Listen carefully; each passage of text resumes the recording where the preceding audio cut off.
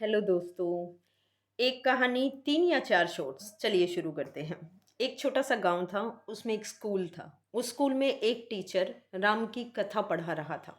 उसे राम की कथा इतनी कंठस्थ थी कि उसे देख के पढ़ने की भी ज़रूरत नहीं थी और वो सोते सोते पढ़ा रहा था। ये समझिए, क्योंकि उसकी रट्टा मतलब रट्टा चढ़ाया हुआ था उसने, रट्टू तोते की तरह। उसे पता नहीं था कथा में क्या है, बट उसे याद इतना था, बचपन में सुना, बड़े होके पढ़ा के, लिख के, स्कूल में सब जगह तो रटी हुई थी। अब स्टूडेंट्स जो सुन रहे थे वो भी सो रहे थे। वो क्यों सो रहे थे? क्योंकि राम की कथा में कोई सो जाए तो कोई मतलब इतनी आश्चर्य वाली बात नहीं, क्योंकि बचपन से सुन के बड़े हुए हैं हम। तो हमें होता है कि हमें तो सब आता है, सब पता है, इसका सुनना भी क्या है। तो वो सोए हुए थे आराम से।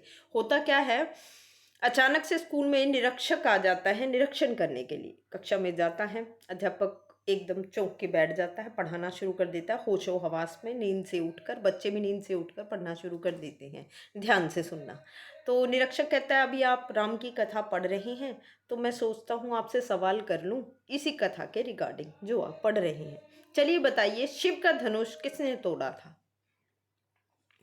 अब उसने एक बच्चे की तरफ इशारा किया। बच्चा हड़बड़ा के उठता है, अगल बगल झांकता है, बोलता है कि भाई मैंने तो नहीं तोड़ा था। आप सब स्कूल में जो भी टूटता है 100 में से 90 मेरे सर पे पड़ जाता है। मैं पिछले 15 दिन से छुट्टी पे हूँ, मुझे क्षमा कीजिए जनाब। मैं 15 दिन से स्कूल आया ही नहीं, धनुष कैसे तोड़ सकता हूँ? तो चलिए नेक्स्ट शो।